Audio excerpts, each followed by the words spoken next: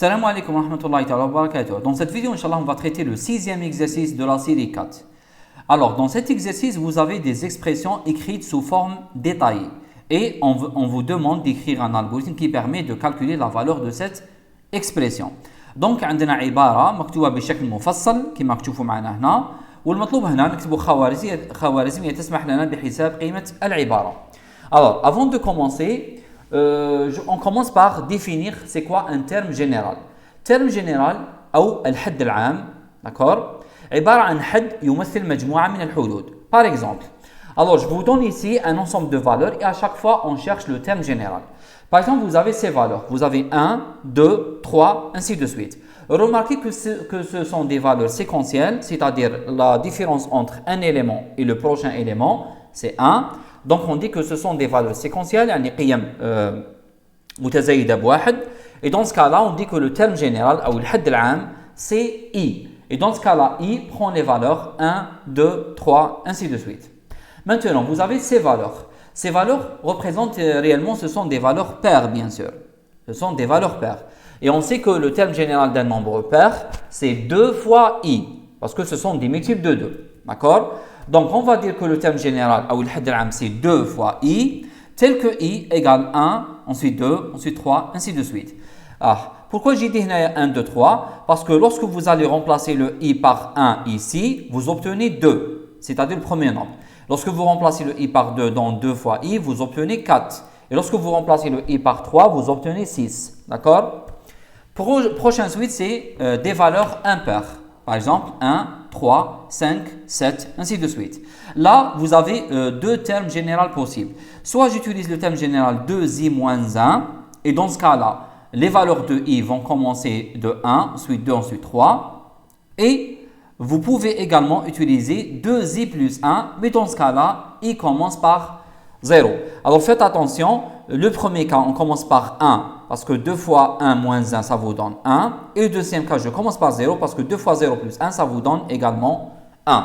Donc faites attention au terme général choisi. Alors maintenant, vous avez 3, 6, 9. Ce sont des multiples de 3, ou مضاعفات ثلاثة. D'accord? Des multiples de 3. Donc, puisque vous avez des multiples de 3, donc ça sera 3 fois I, tel que I allant de 1, ensuite 2, 3, jusqu'à les valeurs supérieures. Ça. Maintenant, vous avez des multiples de 3 et on peut penser également à avoir des multiples de 4, de 5, de 7, de 10, ainsi de suite. D'accord? Donc, on parle des multiples de façon générale.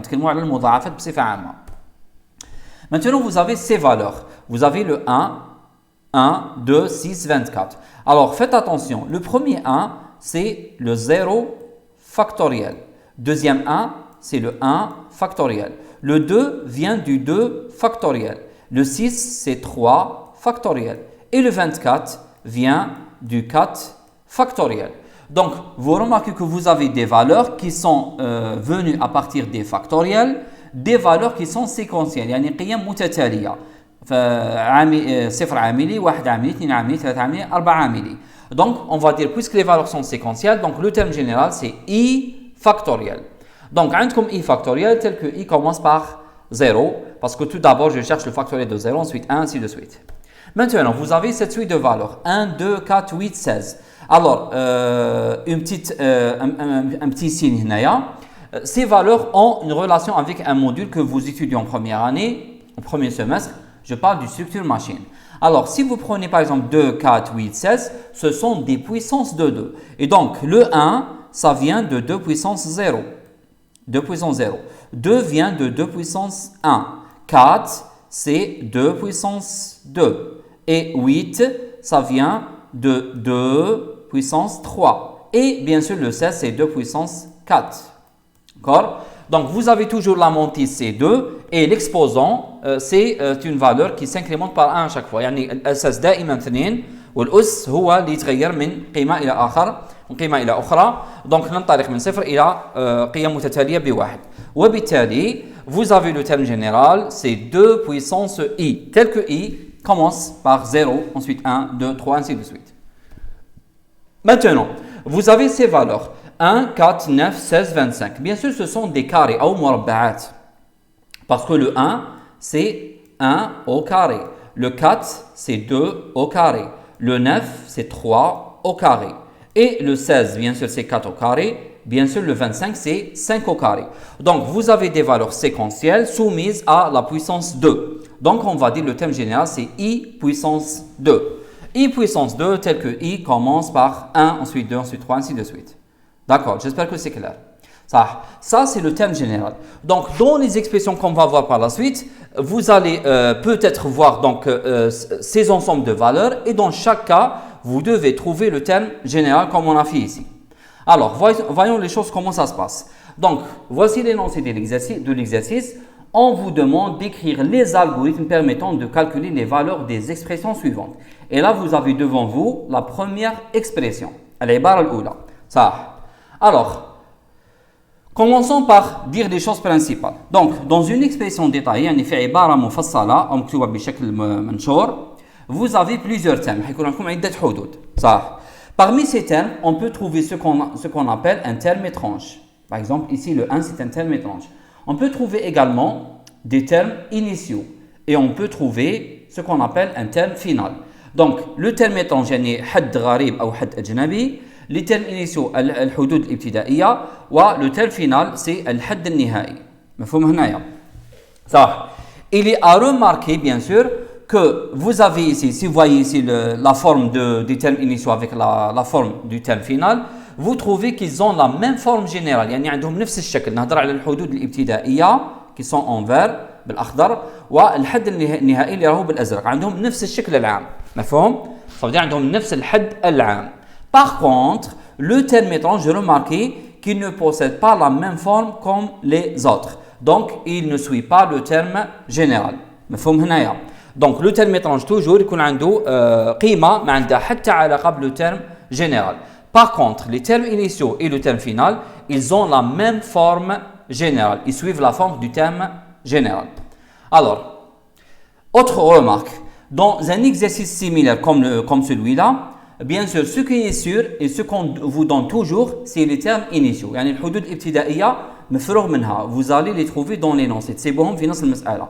أما الحد الأجنبي أو الحد الغريب والحد النهائي هادو نقدروا نمدوهم كما نقدروا ما نمدوهمش. Donc ce que je voulais dire ici, c'est que dans l'énoncé de l'exercice, vous trouvez nécessairement les termes initiaux, mais on peut ne pas donner le terme étrange et le terme final.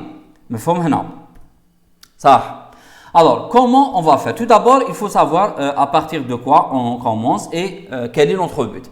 Bien sûr, les données sont les valeurs de x et n. Donc, remarquez dans l'expression, donc je ne connais pas x et je ne connais pas n. Donc, je dois commencer par lire n et x. Alors, je commence donc par lire n et x et normalement, je dois calculer la somme et enfin, j'affiche notre résultat, la somme. Ça. Comment on va faire?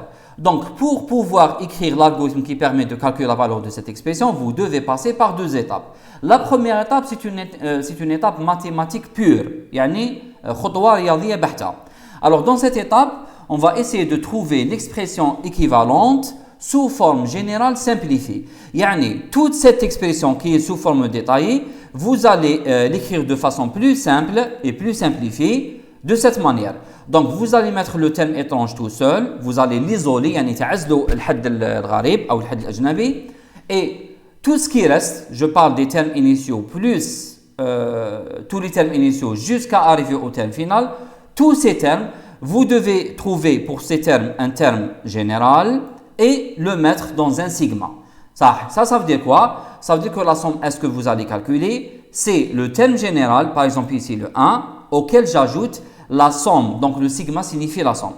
Donc c'est la somme du terme général pour des valeurs de l'indice, commençant par une valeur initiale jusqu'à une valeur finale. Et donc cette expression de sigma, elle représente tous les termes initiaux jusqu'à le terme final.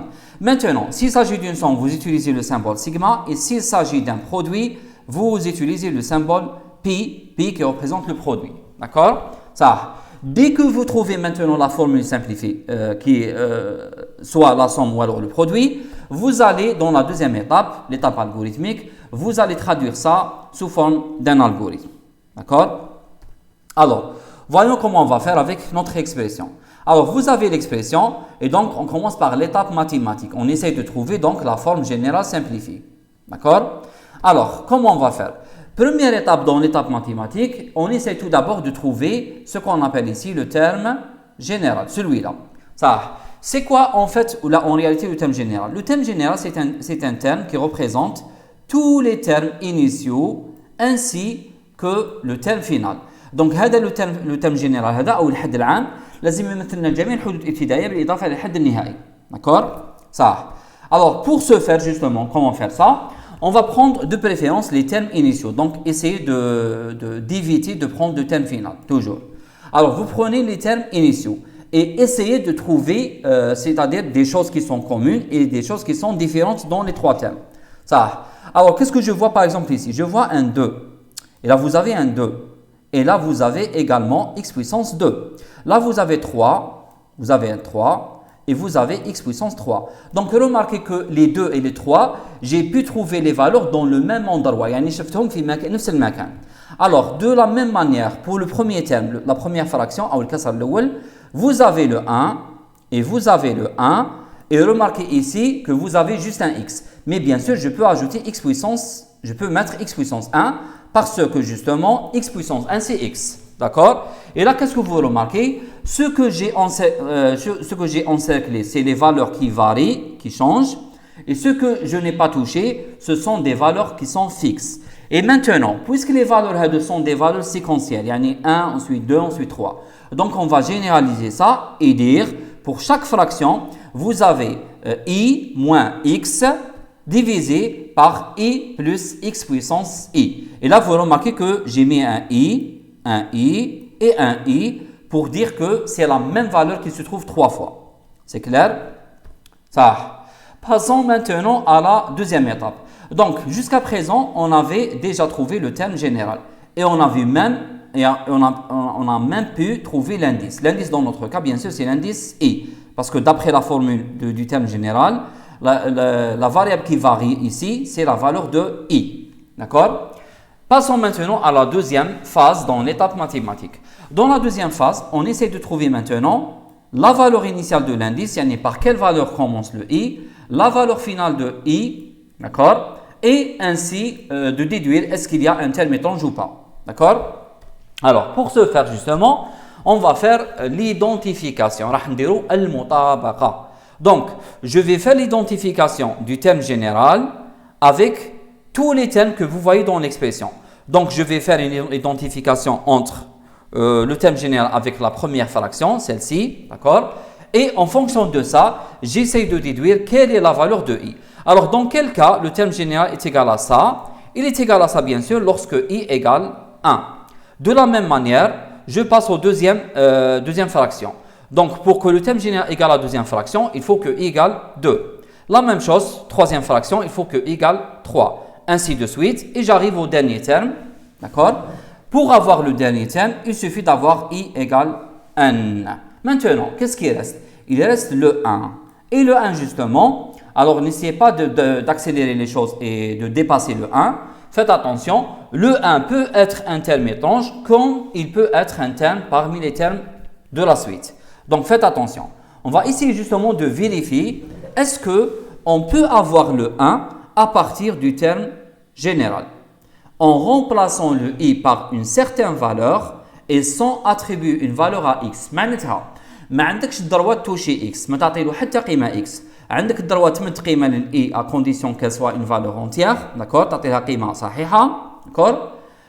والمطلوب هنا نحوس نعرف اسكو الحد العام يقدر يعطيني النتيجة أو الحاصل واحد إذا كان قدرت نصيب قيمة ل i، قدرت نوجد قيمة ل i بدون أن أضع قيمة معينة ل x. D'accord? Alors, essayons de voir. Si je prends ça autant qu'une équation, comme celle-ci. Donc, ça est égal à ça. Bien sûr, je peux multiplier, c'est-à-dire faire passer le dénominateur, le maqam, dans l'autre côté. Et vous allez avoir i moins x égale i plus x puissance i. Maintenant, vous avez le i avec le i s'en va. Reste ici moins x égale à x puissance i. Je fais passer le moins x dans l'autre côté, vous allez avoir ça. D'accord? Maintenant, En revenant à l'exercice, remarquez ici que vous avez x strictement positif. Strictement positif. Ça. Alors ici, vous avez x strictement positif. Et même x puissance i va être strictement positif. Vous pouvez pas avoir une valeur négative. Donc, impossible d'avoir le résultat égal 0. Donc, c'est une équation impossible de la satisfaire. Et par conséquent, donc, 1 ne peut pas être égal au terme général. Et par conséquent, on va dire que 1 est un terme étrange et non pas un terme parmi les termes de l'expression. D'accord? Parce que ما قدرناش نتحصلوا عليه انطلاقا من الحد العام. À partir de ça, maintenant, on va bien sûr déduire que la valeur initiale, c'est la valeur qui va nous donner la première fraction, celle-ci, c'est-à-dire i égale à 1, et la valeur finale, c'est la valeur finale qui permet de donner la dernière fraction, et donc on parle de i égale n. Et ça veut dire que sigma tana utilise le terme, c'est la somme des termes généraux, tel que l'indice i commence de 1 jusqu'à n. Ça. Arrivons maintenant à déduire l'expression finale. Alors, pour l'expression finale ici, bien sûr, vous avez vu que 1 c'est un terme étrange, et d'après ce qu'on avait dit tout à l'heure, donc le terme étrange, vous devez le mettre à l'extérieur, vous devez le faire sortir du sigma.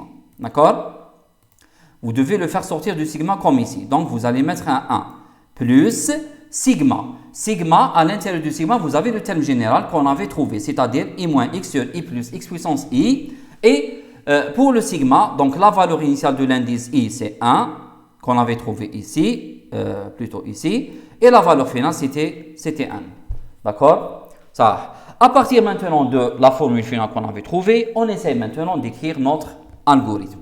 Alors, commençons par nommer l'algorithme exercice A. Voici donc les variables qu'on aura besoin. Bien sûr, dans notre cas, x va être de type réel et s également. Par contre, i et n représentent des variables de type entier. Alors, tout d'abord, on commence par lire n et x. Commençons par n. Alors, concernant la valeur de n, vous trouvez ici que n représente une valeur finale d'une certaine somme qui commence, dans laquelle l'indice i commence par 1. Donc, vous avez la somme sigma hadia. Au minimum, vous devez avoir au moins un terme. Et pour avoir un terme, il suffit d'avoir la valeur finale n au minimum égale la valeur initiale, c'est-à-dire 1. Donc, n au minimum il est égal à 1 et par conséquent, lorsque je demande à l'utilisateur de donner n, je demande n supérieur ou égal à 1. D'accord? Concernant x, d'après l'énoncé bien sûr, ils ont demandé à ce que x soit strictement positif. Et alors, maintenant, on va lire les deux dans la même boucle répétée jusqu'à. Bien sûr, vous pouvez les séparer avec deux boucles répétées jusqu'à, comme vous pouvez les mettre ensemble. Alors, je vais lire les deux dans la même boucle, donner un nombre entier n strictement supérieur à 0, ou alors supérieur ou égal à 1, c'est la même chose, et un réel x strictement positif. Lire nx et tout ça mis dans une boucle répétée jusqu'à. Passons maintenant à la deuxième étape, là, le calcul de S. Alors, pour calculer de S, il suffit de traduire la formule mathématique générale qu'on avait trouvée sous forme algorithmique. Et là, voici donc l'expression qu'on avait obtenue jusqu'à présent. Alors, j'essaie tout d'abord de commencer par le sigma. Alors, ce que je vais mettre en noir, c'est standard. Et ce que je vais mettre en couleur, ça vient directement de l'expression. Alors, toujours la somme, elle commence par 0. Alors, je vais mettre la somme commence par 0. Ensuite, le sigma, ça correspond en algorithmique à une boucle pour i, bien sûr l'indice que vous avez ici, i, allant de 1 jusqu'à n. Donc, pour i de 1 jusqu'à n. Faire, à l'intérieur de cette boucle, vous allez mettre s, la nouvelle valeur de s, c'est l'ancienne valeur de s, auquel j'ajoute le terme général qui figure ici. Et bien sûr, vous devez l'écrire de façon algorithmique. Faites attention aux parenthèses. Donc, n'oubliez pas de mettre les parenthèses, sinon vous risquez de se tromper. D'accord? Ça. Avec ça, je viens de calculer donc la valeur du sigma. Qu'est-ce qui reste? Il reste un 1 en plus. Donc, à la sortie de la boucle, je vais ajouter un 1. Et comment faire ça? S reçoit S plus 1. D'accord? Et de cette manière, j'ai ajouté la valeur du terme étrange. Maintenant, ce n'est pas la seule solution. Il y a une autre solution possible. C'est au lieu de dire que la somme commence par 0, j'essaie d'anticiper les choses et j'initialise directement la somme par la valeur du terme étrange. Donc, au lieu de dire S reçoit 0, je vais dire S reçoit 1. Et de cette manière, j'ai mis déjà la valeur du terme étrange dans la somme. Maintenant, j'ajoute la valeur de sigma avec la boucle. Ça sera pour i allant de 1 jusqu'à 1 et la même chose, S reçoit S plus le terme général avec l'écriture algorithmique. Dernière chose à faire, bien sûr, c'est d'afficher la somme finale. J'espère que c'était clair. Donc, rappelez-vous toujours que j'ai dit que les choses qui sont en noir, c'est standard.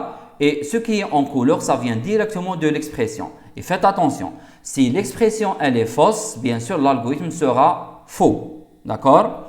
Et pour éviter ce problème, justement, donc essayez toujours, lorsque vous trouvez la formule, essayez de vérifier est-ce qu'elle donne exactement les termes qui se trouvent dans la formule détaillée. دونك اذا كان نشرتوا قيمه السيجما هذا وتحصلتوا على نفس الحدود اللي كانوا عندنا في الكتابه المفصله، اذا في هذاك الوقت نقولوا بلي العباره اللي تحصلنا عليها كانت صحيحه. D'accord? Alors, je vais faire le déroulement de cette solution et j'ai pris la première version. D'accord? Alors, vous avez au départ S reçoit 0, il commence par 1 et là, j'entre dans la boucle pour la première fois. Alors, j'ai supposé dans notre cas n égale à 3 et faites attention ici. Dans mon déroulement, normalement, je devais prendre une valeur pour x. D'accord? Donc, normalement, je devais prendre une valeur pour x. Donc, normalement, x عندها قيمة يعطيها لنا l'utilisateur. Donc, normalement, lorsque je vais faire le déroulement, normalement, je dois remplacer le x par sa valeur. يعني المفروض أني نعوض x بقيمتها. صح. J'ai préféré ne pas donner une valeur de x. Pourquoi? C'est pour vous montrer que lorsque je vais faire le déroulement, je vais avoir exactement les termes qui existent dans la formule détaillée. J'espère que c'est clair. Mais je répète encore, lorsque vous allez traduire ça sous forme d'un programme et vous écrivez un programme qui permet de calculer cette somme, normalement, vous devez avoir à la fin l'affichage, la somme finale qui va être numérique et non pas sous forme de fraction.